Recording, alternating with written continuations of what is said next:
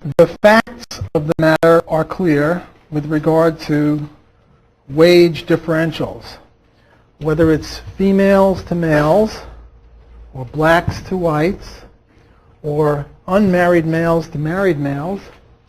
The ratio is about 75%. I put this little curlicue here to indicate that at different years it's a little different, and for different of these it's a little different, but they're all at around 75. So there's a wage gap of some 25%. Or for every dollar that a male earns, a female earns 75 cents. For every dollar that a white earns, a black earns 75 cents. Those are the facts, as I say, and there's no dispute between the various contending parties as to that those facts are correct. The dispute, rather, is why is it? Now, we economists, and this is not just Austrians, but many mainstream economists who are sensible, believe in the productivity theory of wages. Marginal revenue product, über alles, that's the key. And if we believe in that, then we must believe that the productivity of the people at the top of the fraction here is 3/4 of the productivity of the people at the bottom. On the other hand, the critics of the market believe that the free enterprise system is guilty of, everything from bad breath to athlete's foot, and also for racial and sexual discrimination. Here is a depiction of the way the feminists see the pay gap. There's a boy baby and a girl baby, and they're each looking down in their diapers, and they say, aha, that explains the wage gap. That's probably the best way to characterize and summarize what the feminists think. Now, to establish these facts, here are some complaints that are just part and parcel of these fractions. For example, women with a university degree earn just $1,600 more a year than men with only a high school education. Working women who graduated from university earn just $4,000 more than men with less than grade 9 schooling. Female university graduates earn about 1/3 less than male graduates. It should be 1/4 less, but as I say, this varies from country to country and time to time, and also whether you hold other things constant, like education or geography or what have you. On the basis of these statistics, a typical feminist commentator said, jobs held by women are valued less than those held by men, which accounts for the wage gap. To put this into supply and demand, which feminist economists, and there are many such, would do, they would say that here is the supply and demand, here's quantity of labor, here is wage, and this is the demand which equals marginal revenue product. But the demand curve for, let's say, females would be less. This is the demand for females because of racial prejudice. And it would be the same whether it's females or blacks. In other words, here is $1, here is 3/4 of a dollar. For every dollar a man earns, the woman earns 3/4 of a dollar. According to them, this is an obvious inequity. It cries out to the heavens for redress. Seemingly, the statistics speak for themselves. And when they speak in terms of injustice, and that we have to come up with some way of redressing this, and the best way to redress it, I won't use this anymore, so I'll just pull this out of the way. The best way to redress this problem is government, put males in jail, put whites in jail, pass a law, whatever, some sort of theme and variation on that. Okay, So we have the two hypotheses. One, it's employer discrimination.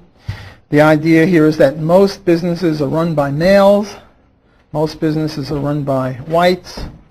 White males hate blacks and females. Not typical of the experience I've had. Most white males like white females, but what do I know? I'm just an inveterate sexist, so I can't speak on this. Okay, now the unequal productivity theory says that female productivity is lower than male productivity, and many people interpret this to say, well, this means that females are inferior. But it doesn't really mean that females are inferior. Rather, there is this thing called the marital asymmetry hypothesis. It says that the reason females earn less than males is not because they have any intrinsic inferiority. It's rather because there's an unequal division of housework, homework, child rearing, shopping, cleaning, cooking, things like that, where females do a gigantically disproportionate amount of these kinds of jobs, and therefore they have less productivity in the market. Which sort of makes sense. It's common sense that if you're going to be a great concert violinist, this means you're going to practice the violin, what, 6, 8, 10 hours a day? Well, what kind of tennis player are you going to be? You're not going to be a world-class tennis player, because world-class tennis players also play 6, 10, 8 hours a day, and you can't do both. And you're not going to be a good economist. In other words, this is just the doctrine of alternative or opportunity costs. If you specialize in this, by definition, you can't be a world-class leading expert in that. If you specialize in child rearing and house cleaning and shopping and running errands and doing those things, you're not going to be good at market activities, or at least you're not going to be as good as you would otherwise have been had you not specialized in those things in the first place. Think of two people lining up to run a mile race. And it's a man and a woman, and right before the race, the people in charge come up with this little pack weighing 50 pounds, and they put it on the woman's back, and then they say, okay, ready, set, go, and they shoot the gun and they run off. Well, of course, even if they're equal athletes in other ways, the woman is going to lose because she's got a 50-pound sack on her, and the 50-pound sack on her consists of unequal housekeeping responsibilities. There's a typical story, the husband and the wife. They both work, they're both PhD chemists, they work in a chemistry lab, and they come home, and what does the husband say to the wife? What's for dinner, dear? You forgot the dear. What's for dinner? But the idea is they've both been working 9 to 5 in a chemistry lab, and now all of a sudden she's making the dinner. Why shouldn't she turn around and say to him, or every other day, or whatever? Let me take a little survey here, and don't lie as you usually lie. Tell the truth this time. I'm going to give you a choice. I'm going to give you 3 votes. If you're married, then give me the answer based on your own marriage. If you're not married, give me the answer based on the marriage with which you're most intimately familiar, with which I assume is your parents' marriage. And there are 3 choices with regard to housework and homework and cleaning and baby care and who gets up at 3 in the morning to feed the baby and stuff like that. Here is the first choice. The husband does more than the wife. Raise your hand if that's true, you liars. The second one, the husband and the wife have equal share of homework, housekeeping, child rearing, stuff. Bunch of liars here. Got about, 15 people. Raise your hand again. Maybe 15. Now, for the truth tellers, raise your hand if it's true that the wife does more than the husband. Okay, we have a majority here, call it 50. I don't know how, I'm not counting. I assume there are maybe 65 people in the room. This is the usual thing that I get, although it's usually maybe 5 and 60. Here it's a little bit off, but this is just anecdotal. This is just 65 people. It's a very small sample. What I'm now going to do is look at some sociological reports. Now, I don't have much respect for sociologists, but that's mainly on their theory. but they, I think, are good reporters of empirical sociological data. Here's something, quoting a sociologist in Newsweek. Experts say that the toughest occupation may still be that of working mom. Many women who are bringing home the bacon are still expected to fry and serve it too. There are relatively few couples where child care and domestic work are truly shared, says somebody, a psychologist at the Manager Clinic. Even unemployed husbands do no more than 36% of the housework. Unemployed husbands, I'm assuming both employed. Now that's a study in high stress and high shame, unquote. Here's another quote. Two sociologists, to their surprise, the sociologists discovered that the social and economic gains won by so many American women during the past decade have had remarkably little impact on the traditional gender roles assumed by the more than 3,600 married couples in their study. So this is not anecdotal, this is more a big sample. Although 60% of the wives had jobs, only about 30% of the husbands believed that both spouses should work, and only 39% of the wives thought so. No matter how large their paycheck, the working wives were still almost entirely responsible for the couple's housework. Husbands so hated housework, the researcher found, that wives who asked them to help out could sometimes sour the marriage. I remember when my kids were born, and I was offering to help my wife with the baby formula, and she sort of gave me the elbow, get out, you know, she doesn't want me within a mile of those kids. I think, you know, it's sort of like, you know, these cartoons where the daddy wolf tries to eat the baby wolves. That's the way my wife was treating me, like I was going to eat the kids, you know. She wanted no part of me anywhere near those kids. Those kids were hers, and this is not untypical. Women have a much more deep appreciation or kinship or something with kids than men do. On average, there are always a few exceptions, you know, 1 or 2% are an exception, but by and large, women are so much more into child rearing than our husbands. I think that I speak for virtually all people that have had experience in this. One last, I won't read you the whole thing. I'll just read you a newspaper headline. Home status for career women same, even if pay high, study says. Even if they earn a great deal more than their husbands, they still assume most of the responsibilities for child care too. Okay? So I'm trying to demonstrate that it's not that this theory, the theory of marital asymmetry, doesn't say that women are somehow inferior or stupid or unproductive or anything. It just says that they're so heavily involved in child rearing and housekeeping and things like that, and their energy is so focused on that they don't get involved in these other things, and therefore their productivity in these other things is much less. Look, if you have a PhD in physics and you have 3 kids aged 3 years apart, and you don't work, or you work much less from the time the first kid is born until the last kid is in school, say the youngest kid is now 6 years old, it's been, what, 15, 18 years that you really haven't been involved in your profession?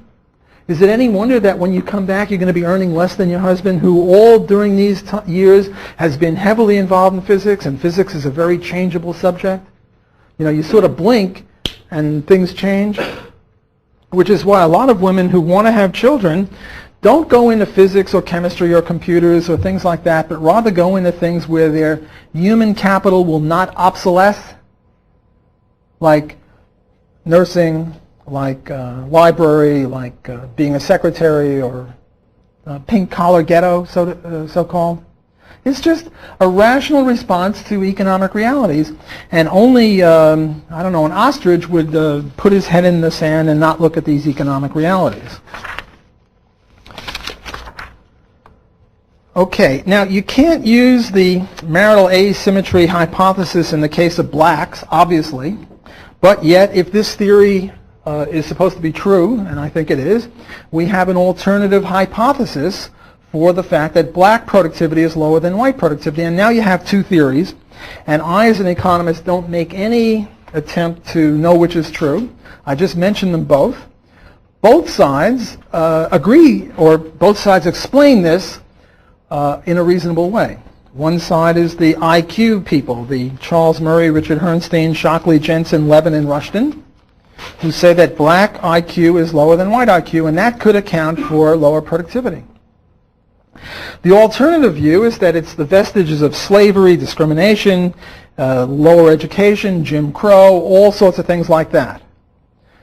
But no matter which way you go, the bottom line for both sides is that blacks have lower productivity than whites, and if so, then that would account for lower wages, because wages are dependent upon productivity or marginal revenue productivity, to be more technical.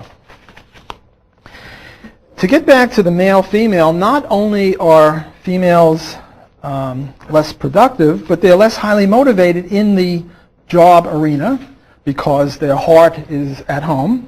So there have been various sociological studies of promotion-seeking behavior in various corporations, and females are much less highly motivated to get a raise, because a raise usually means more responsibility.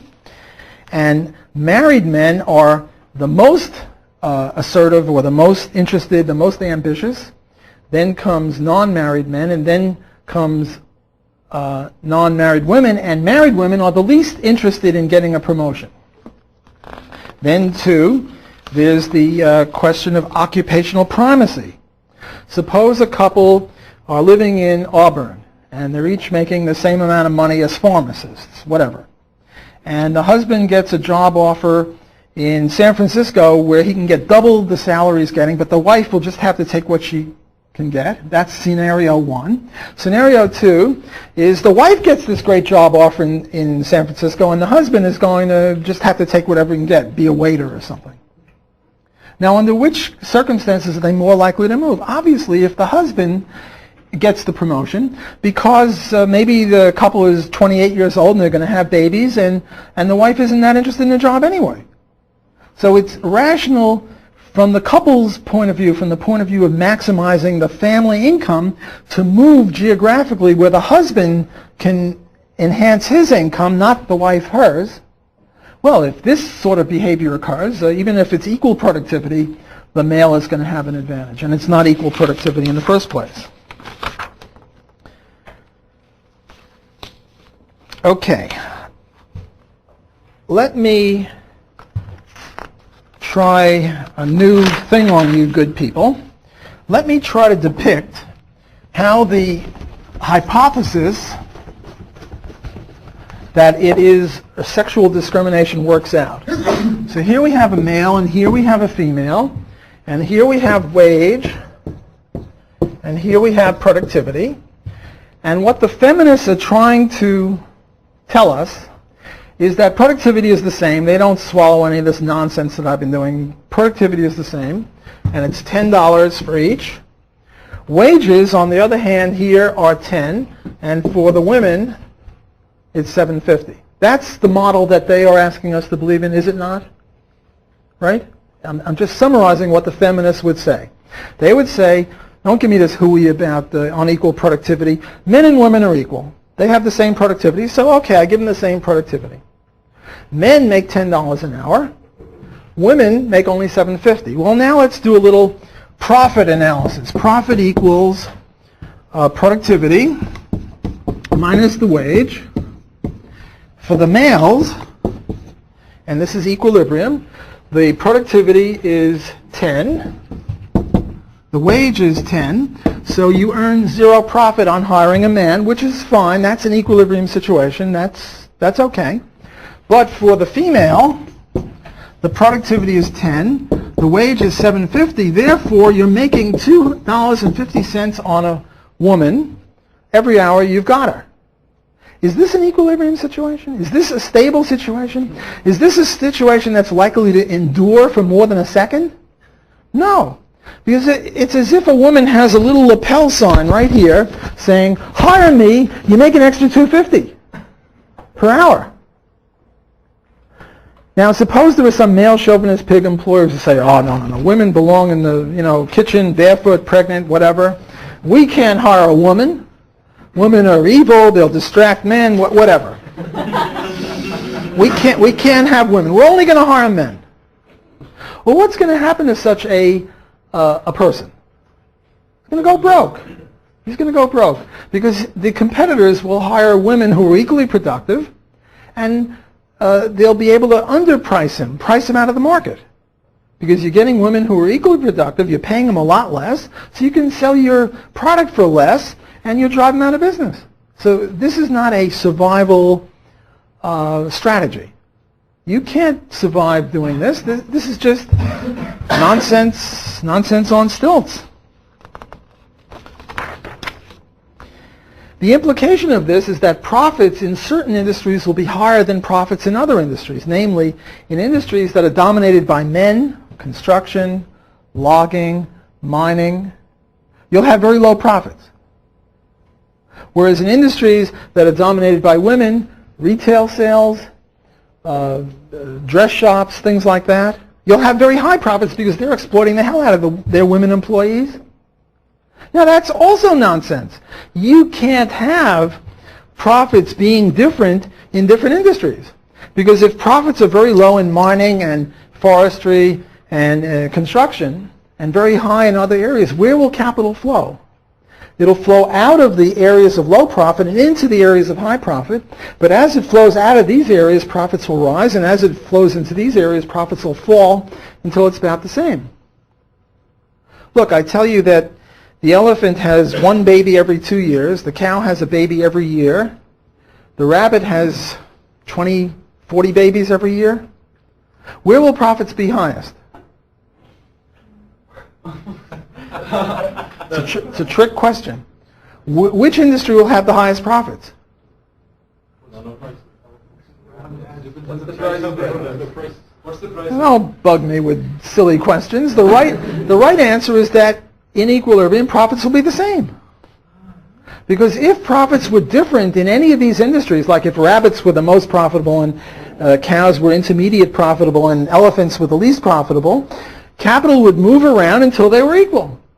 So you don't go by how many babies the animal has, right? The answer to where will profits be in different industries, assuming equal risk. I mean, Broadway shows the profits might be a little higher because, or drilling oil wells might be a little higher to induce capital in there. But profits have to be equal in every area in equilibrium. And in the real world, they always have to tend in that direction. So you can't have a system, a situation where systematically certain industries that employ more women are very profitable and others that employ more men are very unprofitable. It's just not economically sensible. So what I'm trying to say is that the logic, just pure economic logic, mitigates against this, this crazy theory. Now, if the women's lib people had their ways, well, let me start with something else. To anticipate equal pay for equal work, suppose the following. Suppose the wages were the same, but the productivity is as I say it is, namely it's only $7.50 here. Now what will happen? Unemployed women. Because now you're telling the employer you have to pay these women $10 an hour and they're only worth $7.50. Now all of a sudden they have a different lapel sign. Now it says, hire me, you moron. And you lose $2.50 an hour. Who's going to want to hire a woman? Remember we saw in my other lecture that teenagers had a much higher unemployment rate than adults? Well, right now, male and female unemployment is indistinguishable. Okay, 1 year it's a point higher this way, a point lower that way, it doesn't matter. It's about the same. You do this, all of a sudden women are going to have a hard time getting a job because they will have been priced out of the market. And then the feminists will have even more ammunition to say, see, capitalism is evil because, you know, women can't get a job, employers don't want to hire women. Let's try something with haircuts. Here is the price charged, and here are the costs of giving a haircut for men and women. And I'm going to assume that it costs more to cut a woman's hair because they've got more of it and they're fussier. Wait, got it backwards. That they charge the same, but it costs more for a woman's haircut because they're fussier. No, I got it wrong. Sorry. If it was this way, if the costs were the same, excuse me, if the costs were the same and they were charging women more, they would make more profits here. People would leave male haircuts and go in their female haircuts. This is an unstable situation, right?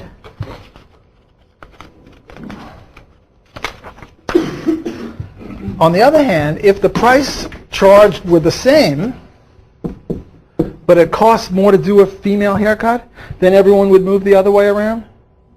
So probably the situation, the stable situation would be this.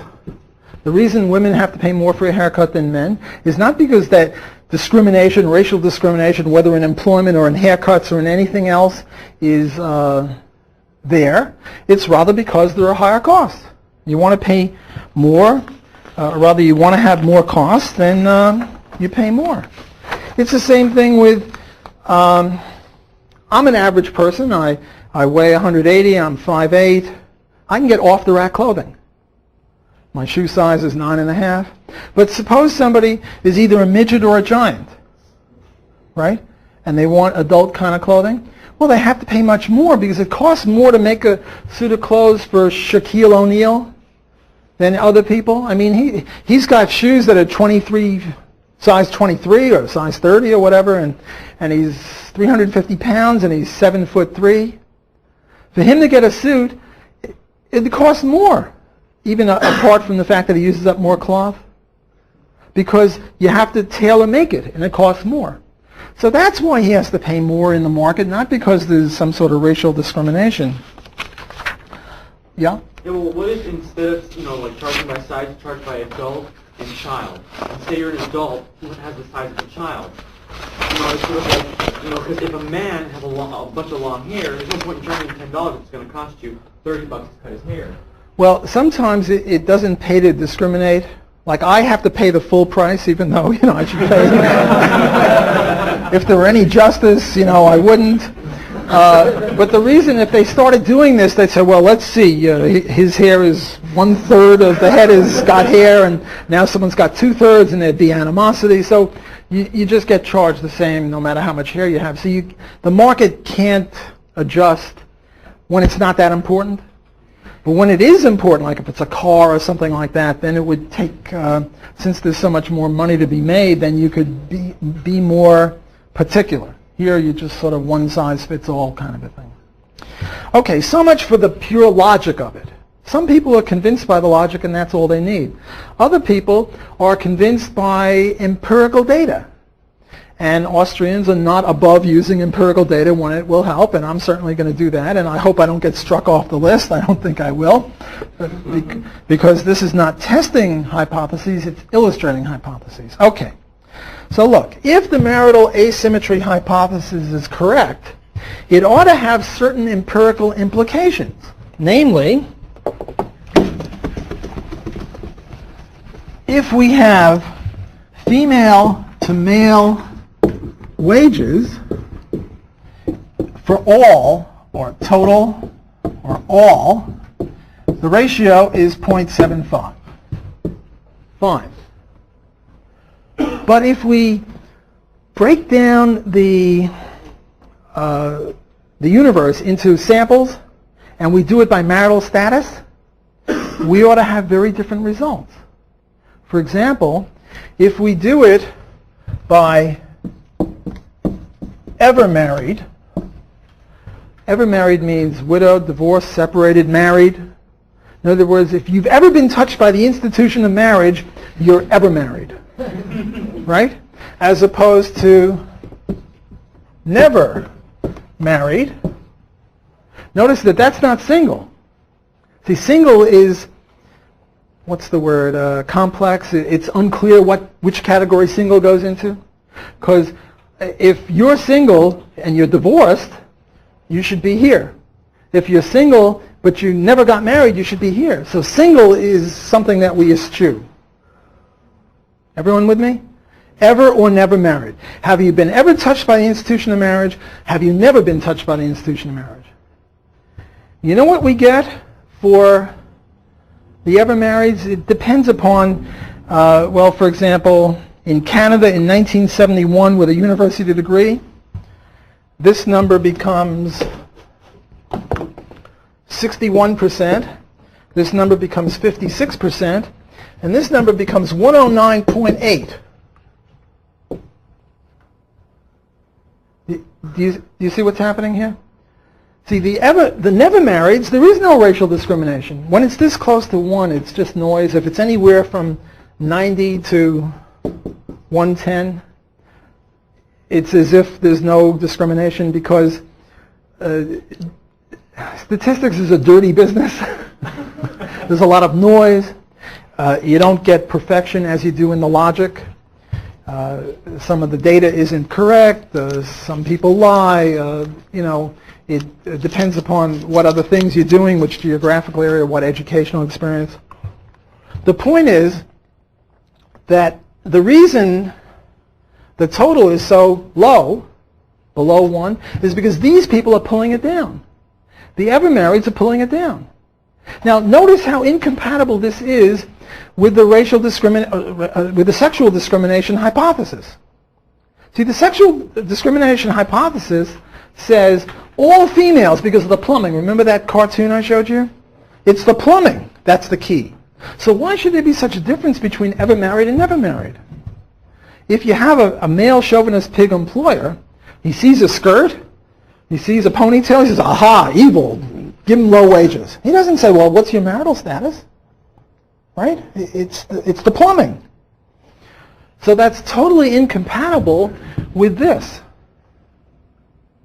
Other data, for example, Canada in 1982 with a high school degree.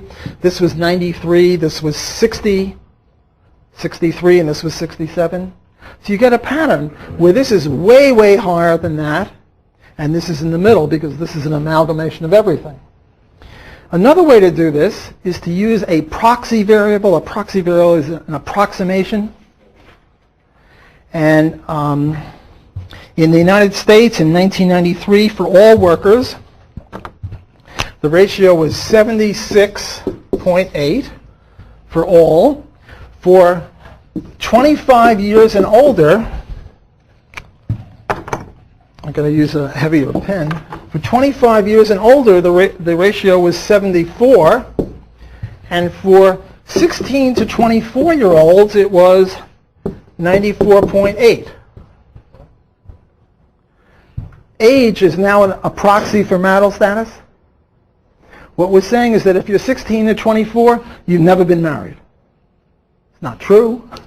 There are some people who've been married at under 24, and it's true that some people 25 and above have never been married.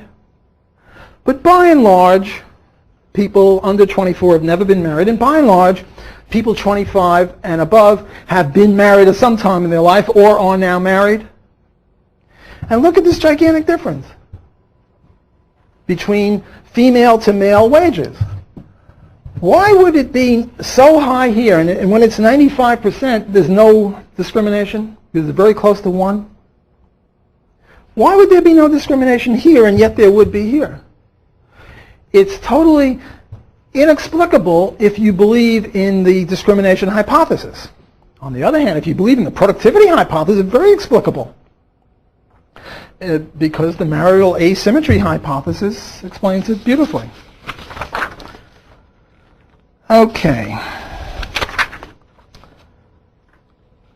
What else do we have here? Nor is this a temporary effect. It's been true for the last 50 years. I don't have my whatchamacallit here, but here I have female to male wage ratio, and here is all, and here is ever married, and here is never married. And you can see that the never married ratio is above 80% and close to 90%, whereas the others are floating in the 40 to 50% range. And here I go from 1941 to 1981. So it's not just a modern phenomenon. This is a thing that goes on because it's basic economics. Okay, now I'm going to go into a different subject. a very controversial subject, even in this area. And I hope I don't insult anyone, because what I'm going to say now is tougher than what I've been saying. I'm now going to talk about the glass ceiling. Why do we have a glass ceiling? Well, first, before why we have it, what is a glass ceiling? What a glass ceiling is the phenomenon that at the top of many, many professions, all professions, you find men vastly outnumbering women. Take chess. Before the Polgar sisters, anyone into chess here? Oh, a few people.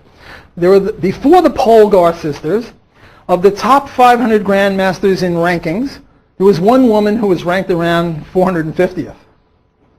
The Polgar sisters, 3 young girls from Hungary, I think it was, are phenomenons in the chess world. Phenomena. The worst of them is ranked 300th. The middle one is ranked 200th, and the best of them is ranked something like 35th, which is, just amazing. But still, there are only 3 women in the top 500. The other one died off in the modern era. That's part of the glass ceiling. Look at Nobel Prizes in economics, physics, chemistry. They don't have one in math, but they have math prizes. I don't know, there's Madame Curie. Yeah, she was physics, and her daughter was physics. Okay, so 2 Madame Curies. There is but that's about it.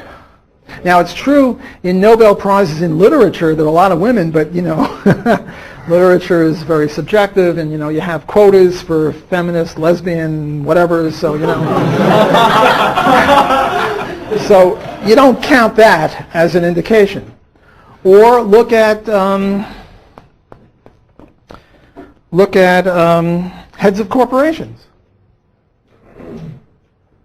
private corporations. Public corporations is different. Nowadays, they have stuff where the politicians have to have half female candidates, and in universities now, you sort of have to have a female president every once in a while, but those are the public universities. Look at private companies. Look at the Fortune 500 private companies, and how many women are there that are the CEOs? Very few. So that's what the glass ceiling is. What the glass ceiling is women are very, very rarely represented at the top upper reaches of whatever it is. Okay, now there's not a glass ceiling in everything, but there are glass ceilings. And it's up to us to explain why there are glass ceilings. And again, there are 2 theories. One theory is that this glass ceiling, because deep embedded in the bowels of capitalism, is evil, hatred, sexist piggery. The capitalist system has within it somehow, Adam Smith never mentioned it, Mises never mentioned it, but it's there. They see a woman who's doing well and they sort of go push her down. That's one explanation. The other explanation, and here's where it gets a little challenging, has got to do with the bell curve for IQ. And here is males.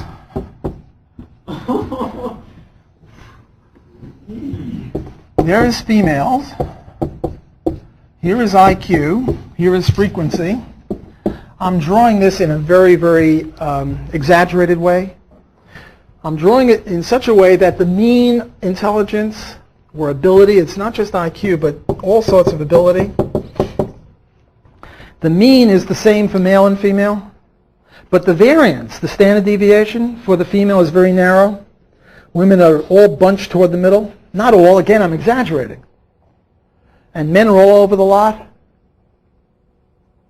Look, I don't mean to be insulting, but I'm a social scientist and I'm trying to account for a phenomenon, the glass ceiling, and here is a hypothesis, and it's my obligation to mention it as a hypothesis because we're trying to do intellectual stuff and let the chips fall where they may. Look, I have a daughter who's getting a PhD in neuroscience, and she explains to me what it is, and I don't know what it is. She's very bright. In high school and in college, she used to whip the nerd boys in physics and math and chemistry, but she's an outlier.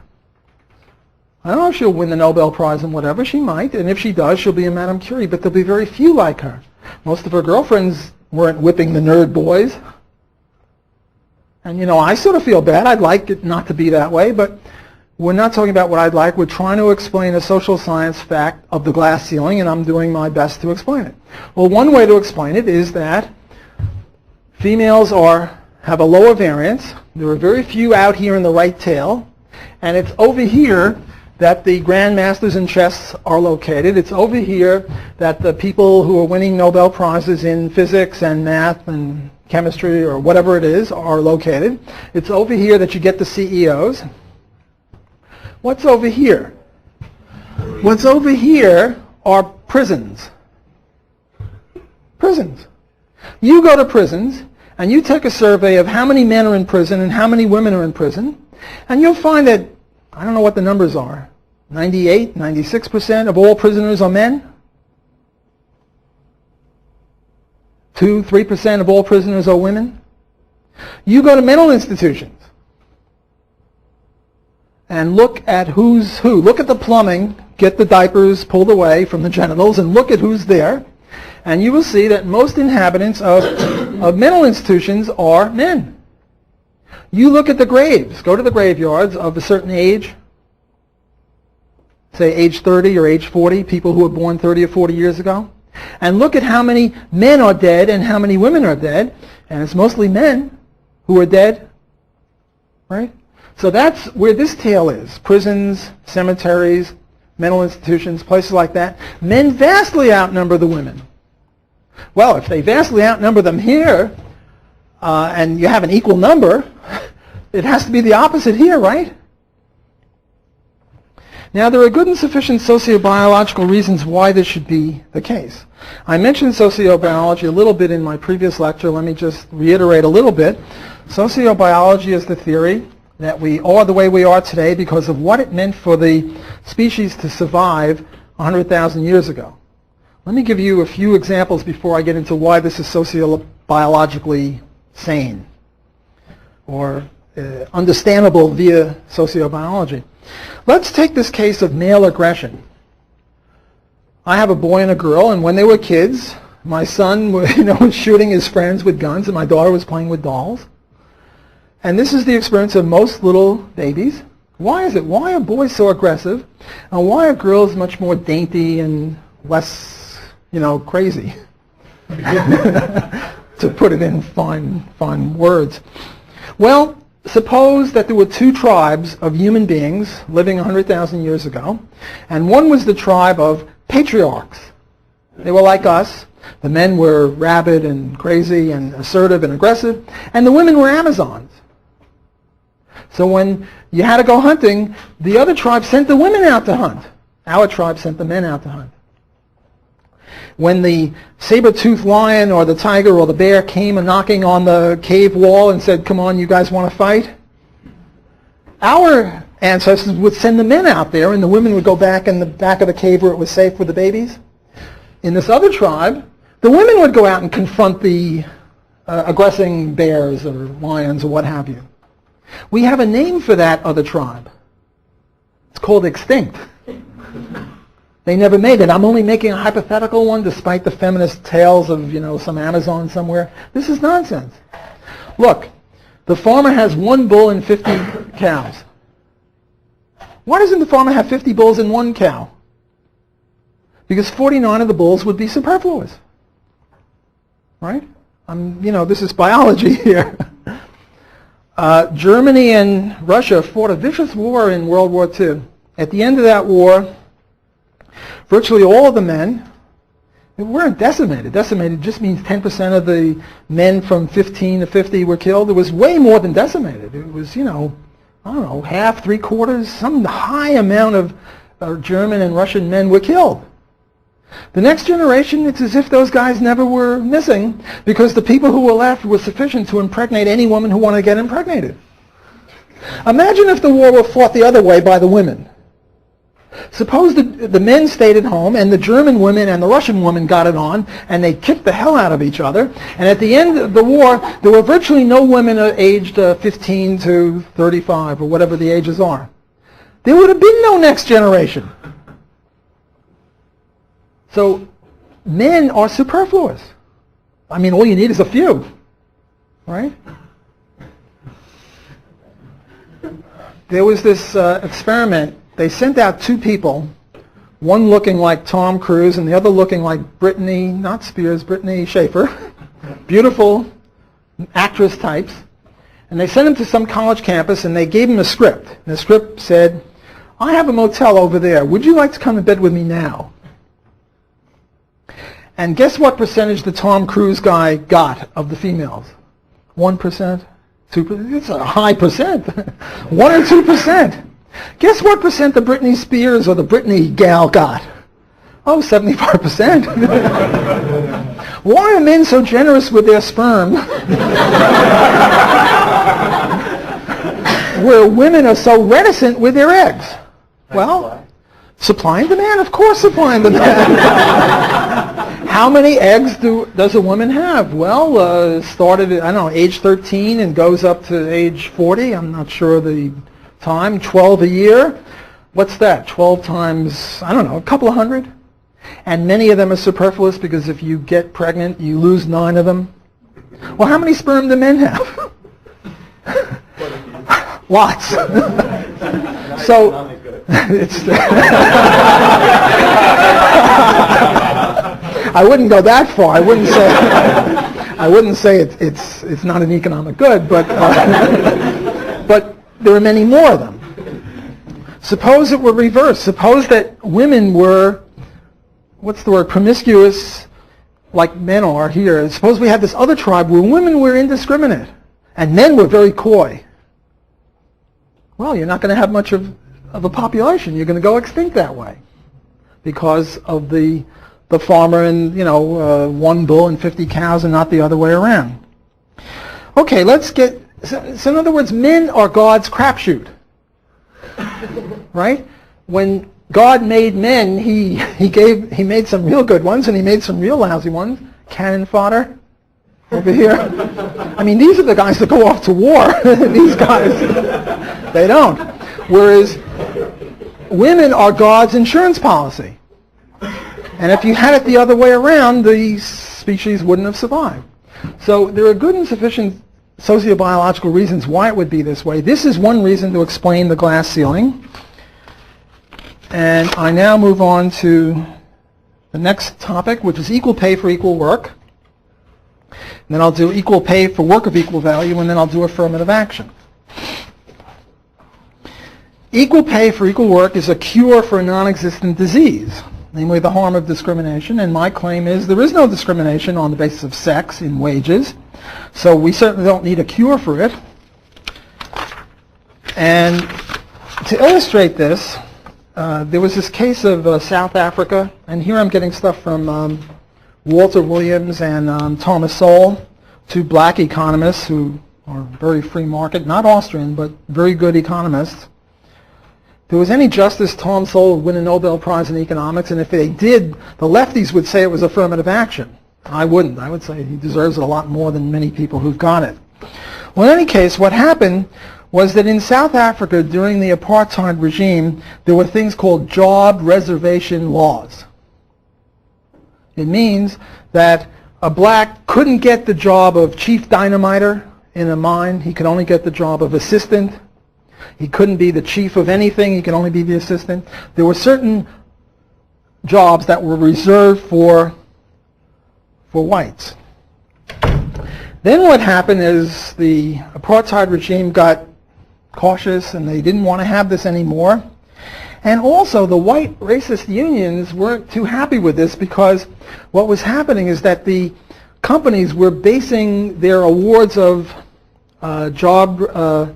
what they would do is if they got a particularly good black dynamiter, they couldn't call him the chief dynamiter, but they could give him the chief dynamiting job and the money, and the white unions didn't like this. In other words, the job reservation laws were being undermined by the profit motive. Namely, the employers didn't care, white, black, blue, they just wanted green. They were in favor of green. So what happened is that the white racist unions came up with this magnificent idea. It was called equal pay for equal work. What they said is that whites and blacks have to be paid the same. And since white productivity was higher than black productivity, this priced blacks out of the market, just like the minimum wage law. So if you really have a competitor that has lower productivity than you, don't go the job reservation route. It doesn't work. Go the equal pay for equal work route, or the minimum wage. If you're a union, you want to unemploy your unskilled competitors, make sure you got a real high minimum wage. None of this $2, $3, $4, $5 an hour. Raise it to $10, $12, $15, and then it'll be very hard for them to take your jobs away. Very hard for them to compete with you. So you get the feminists and the white racists doing the same thing in similar situations. And my analysis of that is that the feminists don't know economics, whereas the white racist unions did. I mean, I'm not in favor of either of them, but at least I have to acknowledge that they knew some economics. Okay, the next one is equal pay for work of equal value. Equal pay for work of equal value says, well, look, we don't want to just have equal pay for men and women because the people in the male industries like logging and mining and construction and making cement and making steel, they make more money than nurses and librarians and school teachers. Even if the female logger is making the same as the male logger and the female secretary is making the same as the male secretary, that's not good enough.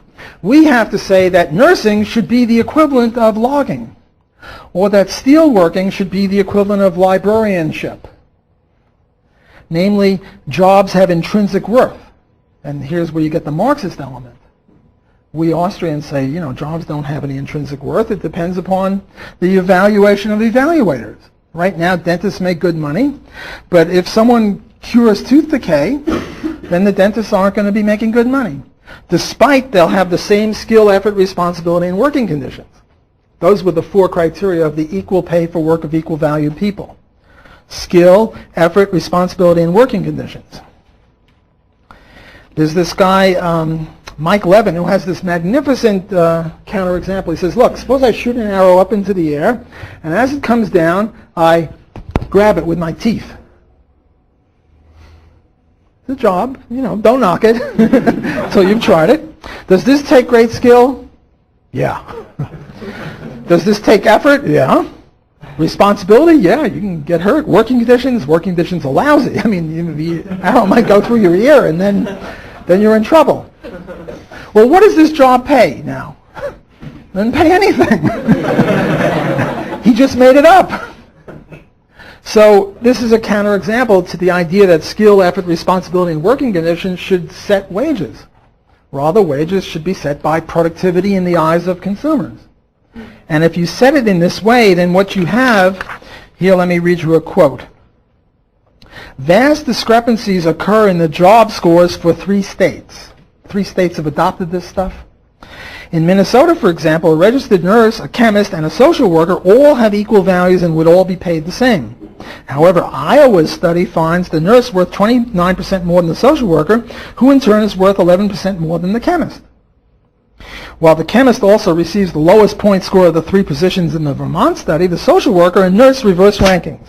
The social worker is valued 10% more than the nurse, who is 10% more than the chemist. The point is that this is arbitrary and capricious. If you're going to give points for various professions based on your subjective evaluation of skill, effort, responsibility, and working conditions, of course you're going to get different results. That's no way to run a railroad. Okay, the last thing I want to address you on is affirmative action. Now, affirmative action is based on the principle that absent discrimination, absent capitalist evil, whatever, all races and sexes and ethnic groups would be distributed among all jobs equally. And any time there is any difference, it's due to racial discrimination. Now, what the advocates of racial discrimination like to bring up is, well, doctors, you know, there are very few black doctors, and there are very few Jewish garbage men and stuff like that, and this is all due to racial discrimination or ethnic discrimination.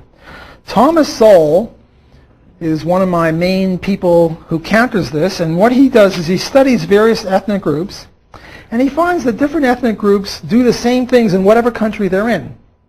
For example, Italians.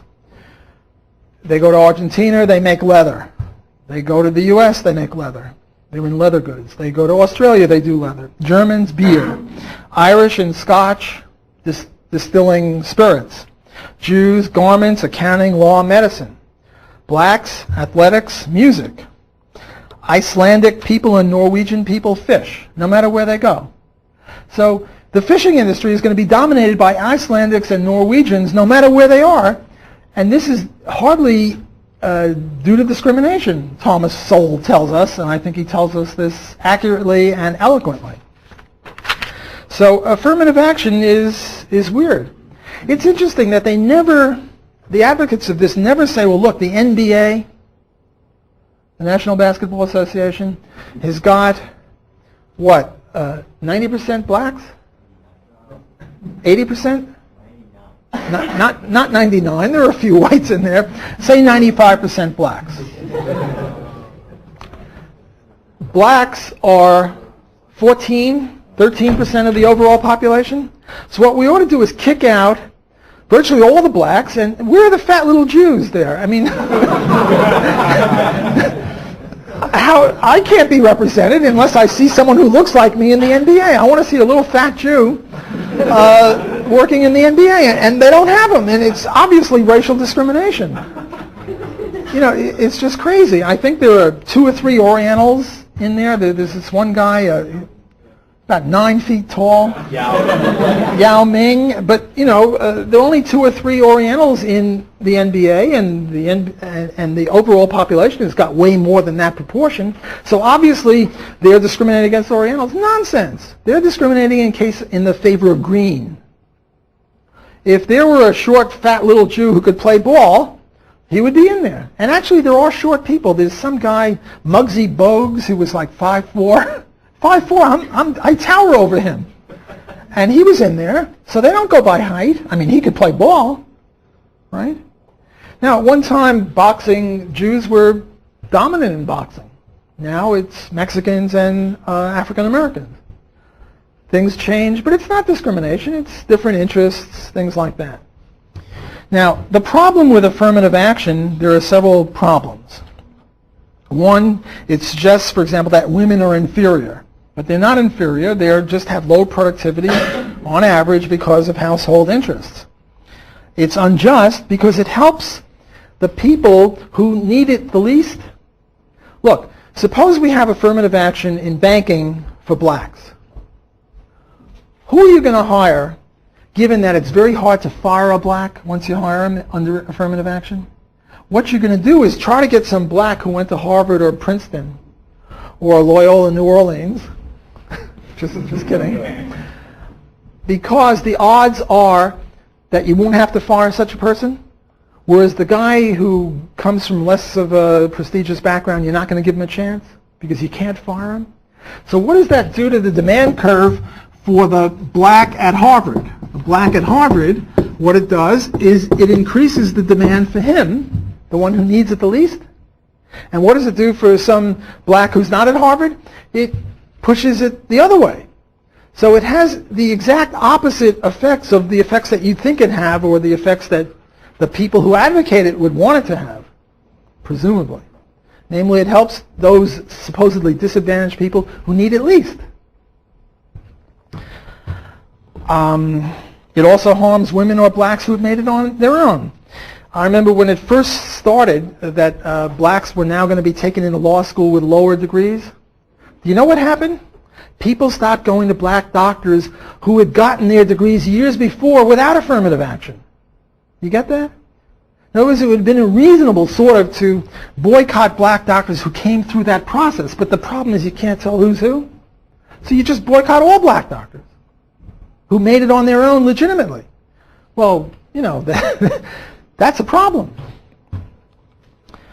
It harms unqualified minority by placing people beyond their competence.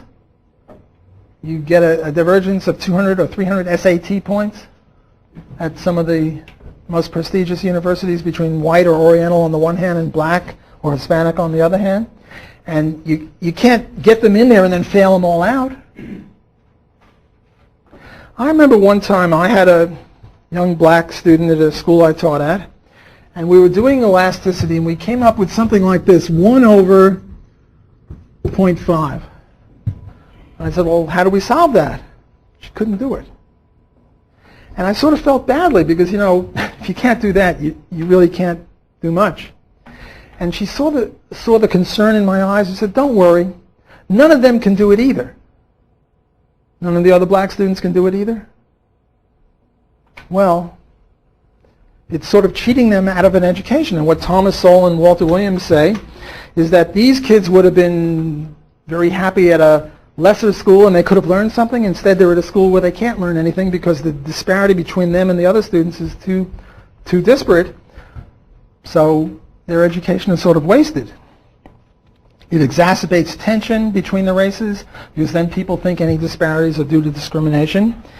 And it also promotes invidious racism. There was this wonderful case, well, maybe horrible case, however you look at it. There were these two guys. They had blonde hair and blue eyes. And they tried to become Boston firemen. And they kept failing the test because they didn't get enough marks as whites. But had they been black, they would have passed because you had a lower criteria for black firemen than white firemen due to affirmative action. So the next year they came in, and where it says race, they checked off black. Two guys, blonde hair, blue eyes, they checked off black. Well, now what do? There's only one country that had any expertise in dealing with that, and that was South Africa under the apartheid regime, where I don't know, what do? You look under the nose or in the eyes or something, or ask them to open their mouths and see if they're really white or black. I mean, the whole thing is silly, and yet it invites this sort of thing. So in conclusion, I say that the market is not intrinsically racist. The market is non-racist, non-sexist, and the reason we have these divergences are for other reasons. Thanks for your attention.